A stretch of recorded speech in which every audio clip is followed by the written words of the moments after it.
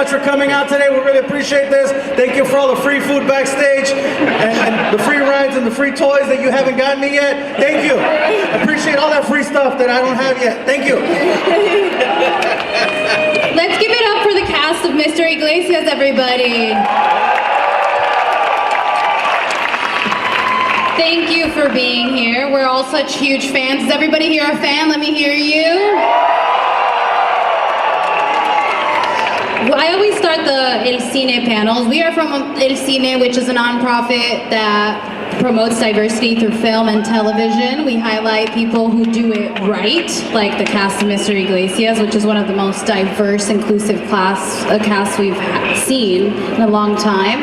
And I always start the panel by asking what inclusion means to each of you. Inclusion's a Marvel character. His powers. No,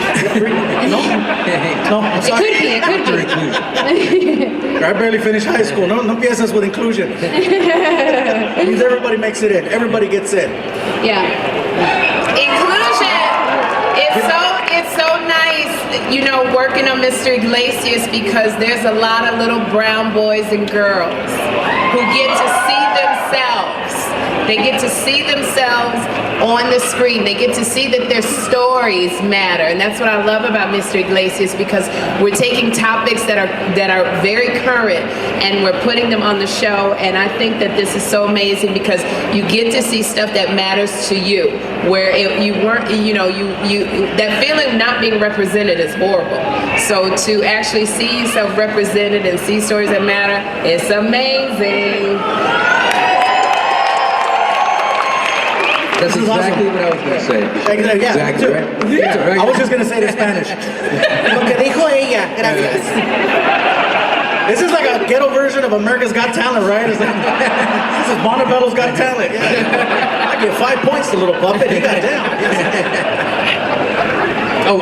You know, man, I think inclusion to me just means showing the world the way it really is. You know? And what I love about our show and our cast is it's a super diverse cast, and everybody brings something unique to the table. And you know, like Sherry said, we all have stories to tell. And you know, thank you for the fans for watching, and thank you, Gabe, for creating this show, man. And it's really, like I said, it gives these, you know, brown and black and Asian and, you know, people, the diverse people, something to look up to and strive for and see themselves on that screen is so important. That's right. Yeah. And thank you, Netflix, for making that possible. Yeah. And if you don't have Netflix, hit me up over there by the Marvel booth. I still got 5 free codes.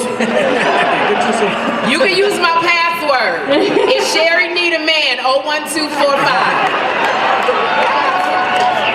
So one of the things that I love about the show, and it's a lot of what we do at El Cine, it's based on education, and it's a little bit about you and your education growing up and teachers who influenced you. Was this always your goal to create a show that spoke of your experience, of the people who really saw you? Because I feel like that was the feeling, right? It's feeling like you're seen and that you belong and that you have something to offer. Tell us. You give me a lot of credit, by the way. I will give you all the first credit. half you were on the money. The second half I'm like, oh wow, she has expectations. Well, for those of you that don't know, I was actually offered the opportunity to become a school teacher in the Long Beach Unified School District. They had a program called Exploratory Teaching, and I was eligible because I was bilingual. And so they wanted me to come back and teach for 2 years as long as I agreed to be a bilingual teacher. And during that time is when I had this dream of wanting to pursue a comedy or entertainment or whatever you want to call it, you know. And I chose this path. But believe it or not, I was this close to being a real school teacher. And again, I can't stress it enough. School teachers are so important, and all it takes is one teacher to believe in you to give you that little push that you need. A school teacher believed in me, and she gave me that push. And now I gotta buy her teeth in a car. She don't know it yet. And when you write these characters, and the writers have done a beautiful job of bringing them to life, and you guys have done a beautiful job as well. I got to see you guys taping, and it was so much fun to watch because since you do comedy, both of you are comics, and it's fun to see how you guys really are affected by the audience and what works when people are watching and changing things up. How much of the show do you feel like has been a creative process for you, not only as a comic and an actor, but as well as like the stories you want to tell and what drives those stories? I already forgot the first half of the question. Yeah, what drives the stories? What drives the stories? Hurry up, put a question mark at the end of it. We got time. Yeah, no, and by the way, just so you know, all three of us, we go back so many years. I used to do a, what would you call it, sketch group? It's like a monologue show. Yeah, That- about 20 years ago Yeah. with Jacob, called Latino Logs, and Jacob, man, I mean, I was so inspired because, you know, at the time I was just this comic who had 10 minutes of material under his belt, and then we'd go out there and do these sketches, and next thing I know, I'm on the road.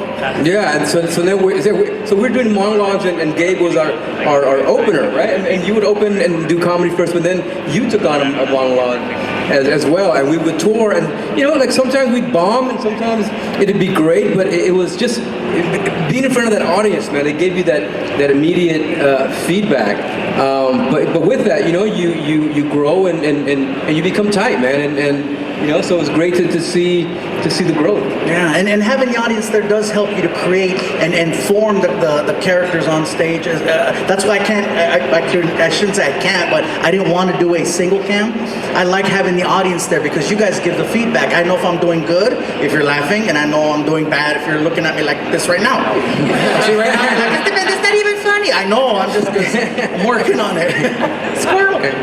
But it's I think Gabe and I have known each other like over close to 20 years. Yeah, 20 years. Because when I was doing stand-up, I was a struggling stand-up comic. I never repossessed Both of my us. car. Both of us. Both of us. Yeah. Then my car had been repossessed like 3 times, and I would go on the road with Rookie. She didn't know how to hide it. They were gonna repossess my car, but I swapped with a friend. And Gabe actually would give me a ride home because I didn't have a car. And so being able to work with him again, but it's so magical because Gabriel Iglesias, I don't know why I almost forgot your name. I was about to go Fluffy. Gabriel, you know, he knows. I like how you put an accent when you say it though. Do it again. No. Gabriel Iglesias. Gabriel. You almost made me sound like a villain. Like you know what works. You know what the crowd is gonna go for, and you know how to change things around because you're used to doing stand up. We're used to being on stage, so that's what we like is the immediate feedback from the audience. Yeah, I'm not gonna lie. During the week when we first started doing the show, I thought I was doing a horrible job just because it was so out of my element to read a script, to memorize lines, and to say them over and over. And I was like, oh my God, this ain't going well. And it wasn't until tape night when we had a live audience and then we'd go out there. It was just night and day. Yeah. It was night and day. I need you guys for the energy. Otherwise, I'm just talking to myself in the mirror. Yeah. Love you too, bro. Give me cake, sugar free. And you guys are doing the second season now, so We started today. We started season 2 today. tell us a little bit about that. I'll tell you something about that. They gave me a parking spot. I was so happy. That's I had my name on it. It was really cool. See, that's all you need. Yeah. Tell us a little bit about the stories you're planning on for. Just don't tell us too much so we can tune in. That's funny. That's the first thing they told us back. Make sure you don't give away to the stories. Yeah. So what can we look forward to? What kind of stuff can we look forward to? Because the first season, it was like you were a history teacher. You were trying. It was this. It's kind of like this misfit band of kids who didn't have a lot of confidence, a lot of self-esteem. We had a lot of teachers. The teachers were kind of bitter. You know. I think this season you're going to see a lot more of me being a misfit in some of the situations that I wind up in that I have to fix on my own and with the help of the students. So it's kind of a, you know, they flip it a little bit. Can't say too much of the things that happen, but yeah. And you had a love interest the first season. What about your love interest? I'm trying to get them to write that for me with him, but what about your love interest? I think we're talking about bringing in a love interest. Yeah. So we're looking for. We're gonna see what happens. Some actresses. That's right. Come get on Tinder. Everybody sign up for Tinder now. Then we got Jacob Vargas. Your character. You were also you're best friends with. Yeah. Yes. Yes. He's not my love interest, but it just Yeah, no, we're not. We're just friends. We're not lovers. But what we just got the new script yesterday, so like I don't know what's going on. I don't know any storylines yet, but I tell you, man, we have such great writers. They're so talented that the minute I opened that script, man, I started laughing out loud. You know, they're super funny and the stories are really smart. And always they all have a really good message that you know that you take away from it, but it's done in such a funny way. So you just they kind of get you with the laughter, but then you left with okay, I learned something from this episode. and that's the one thing. Oh, I'm sorry. No, I think that there's gonna be more of that this season. When you were driving the van and listening to mariachi music, I was like, this is my dream life, and I'm glad that you're capturing it and putting it on television. I thought it was so important to incorporate real things. Yeah. The music, to put real music, to put Vicente Fernandez music on a show. It's very much, it's Mexican culture. I think that's the first, right? He's our Elvis. That's the first time that's happened.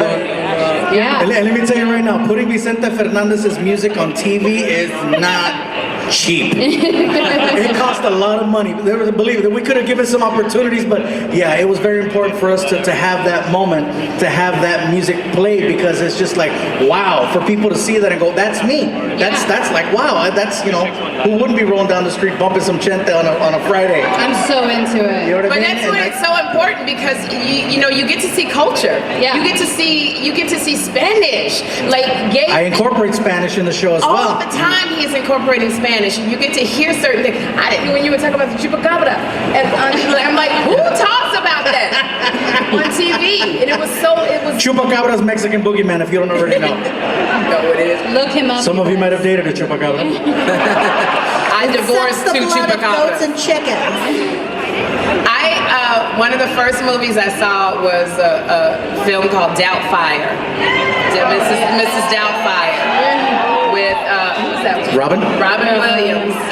And that's a movie that I watch over and over. And for me, it was another movie called Car Wash. Yeah. Car Wash. You may not ever hear it. And I saw how it made my family feel when they watched it, and it was something. And then I saw a comedian on stage named Whoopi Goldberg. Oh, yeah. When I saw Whoopi pacing back and forth, just talking about her life, and I saw, wow, you can make your life funny. You just have to. That's when I learned about being authentic and being true to who you are, and that is what made me want to do comedy. And I do gotta say, I am crushing, because there was a movie called Next Friday. Yes. And oh my gosh, and I remember seeing Michael Pena in Next Friday, and I was like, Jacob, that's our joke, that's our running joke. Really?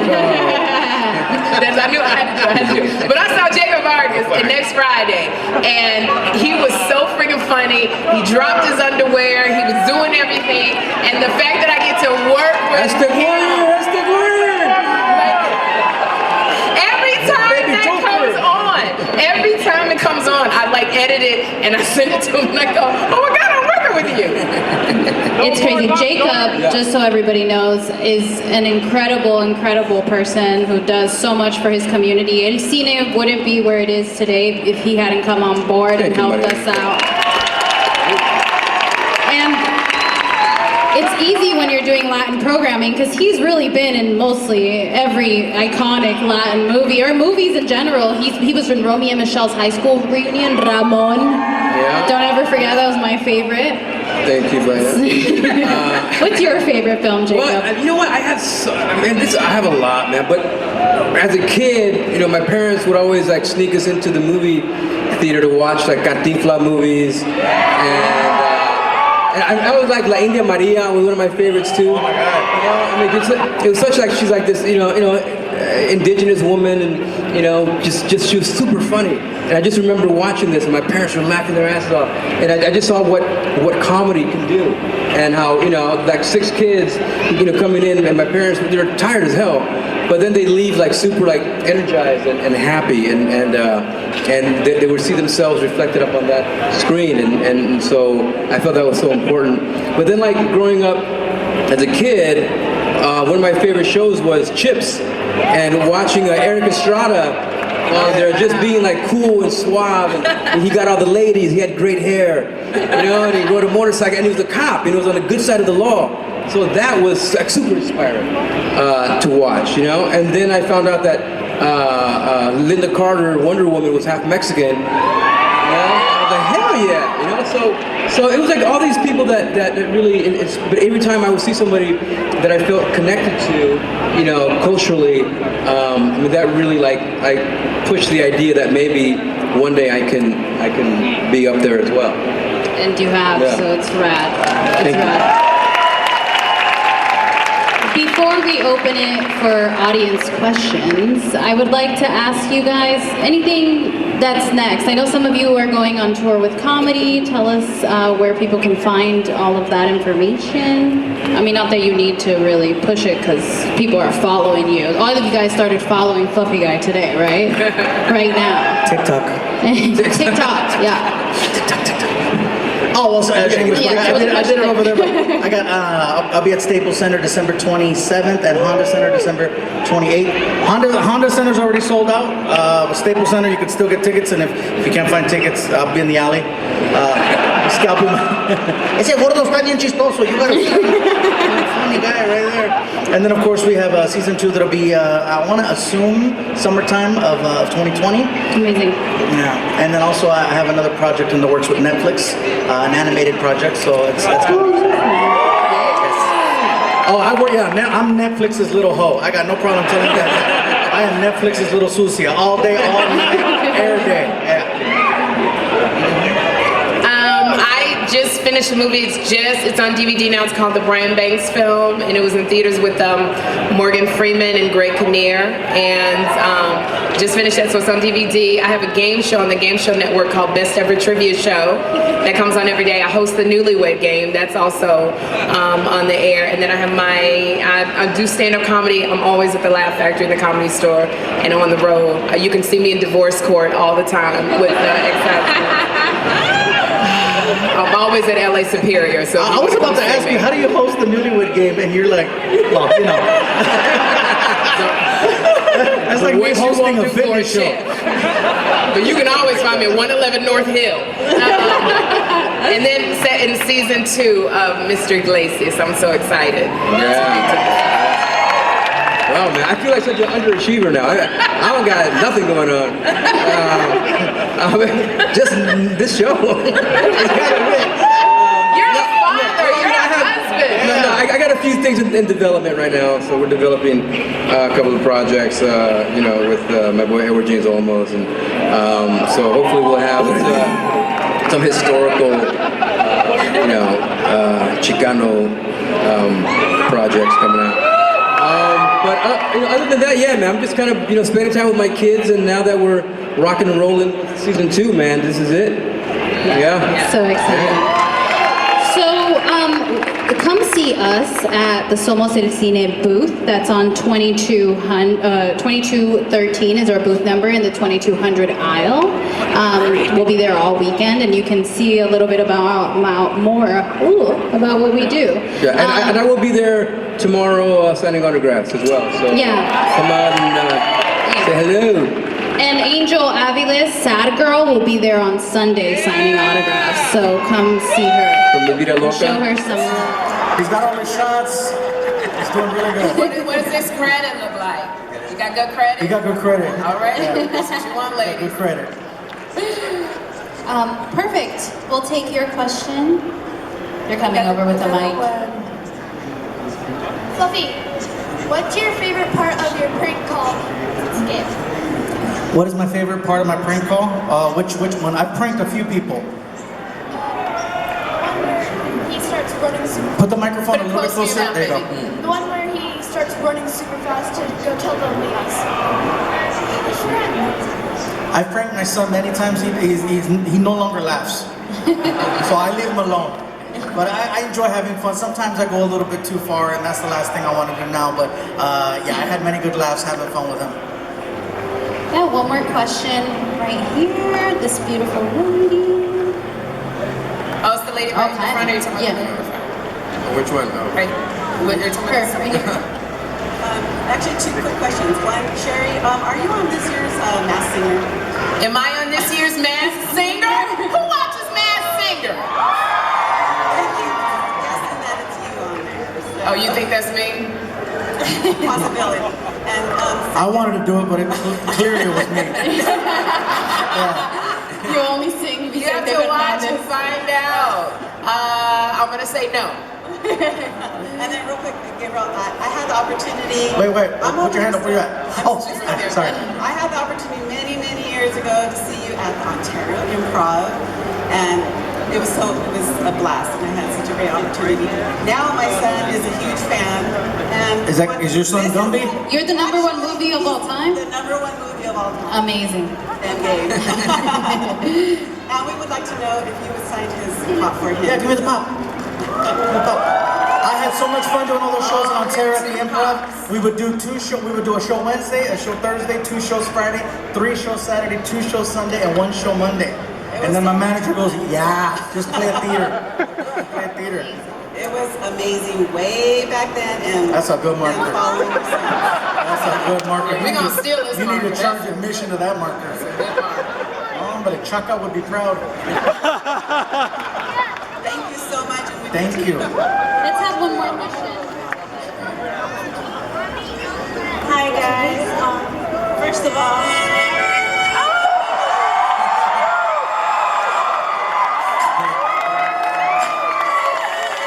Bet you never heard that song at LA Comic Con.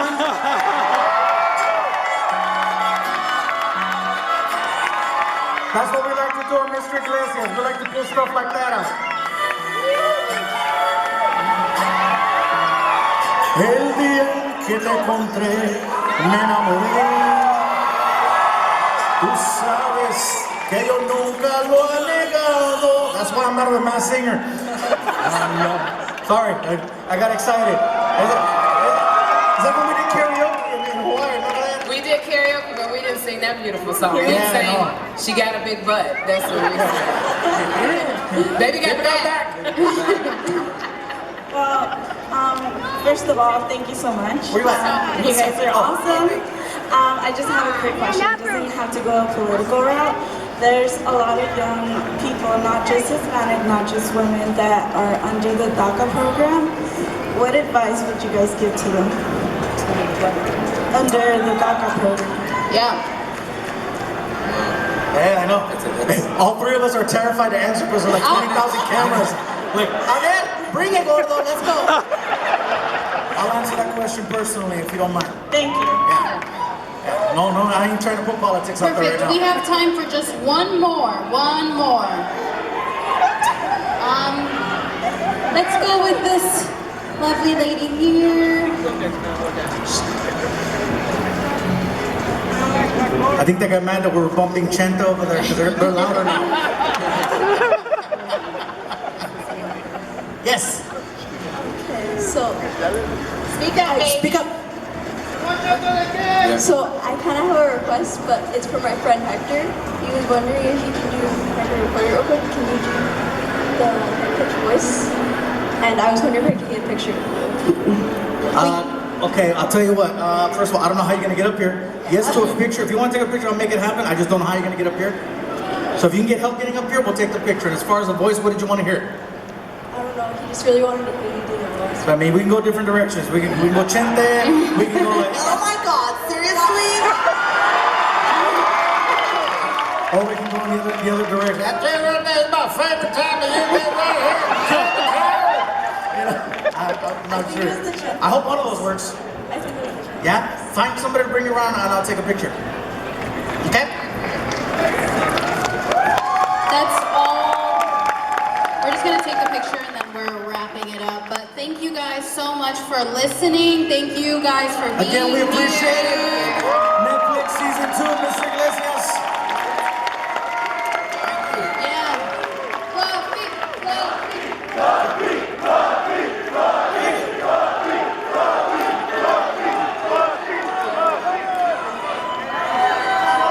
Oh, and by the way, for the people that have the Funko Pops, yes, I will be coming out with a Series 2 Funko Pop.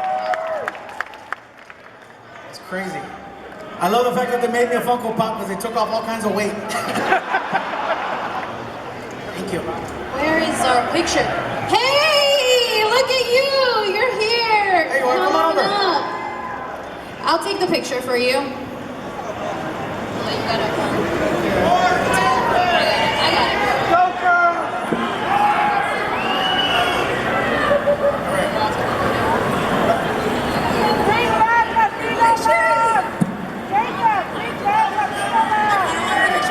It's like an auction right now.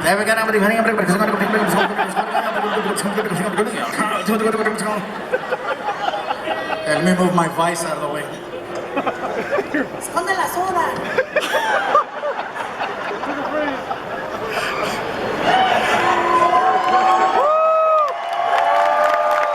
Where's the marker? Got a marker? Can I borrow the marker, bro? What's your name? Your name? What's your name? Pull the cap. Pull the cap. What's your name? Spell it.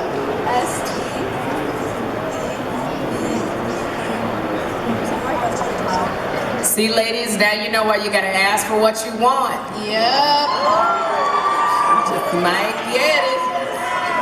Let's hear the ladies in here tonight.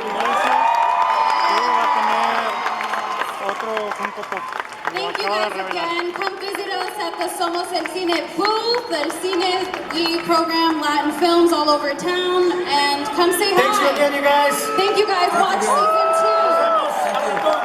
Thank you. Don't forget to support the street vendors selling those Mexican bacon wrap hot dogs and elotes. They're just trying to make a living, you guys.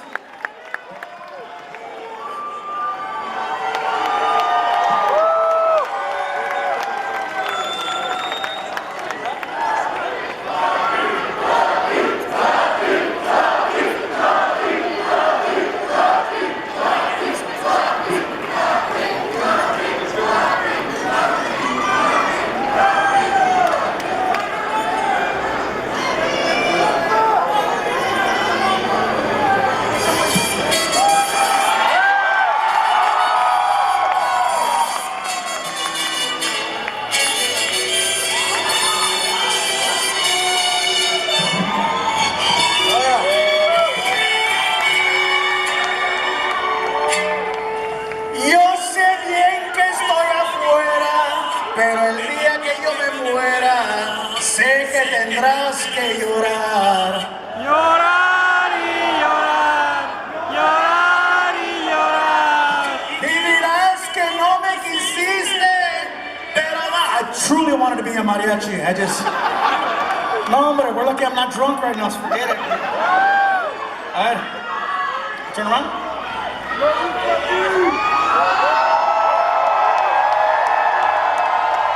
Stand on a chair, bro. Stand on a chair. There you go. It's like the biggest quinceañera ever here. That's right. Thanks again, you guys.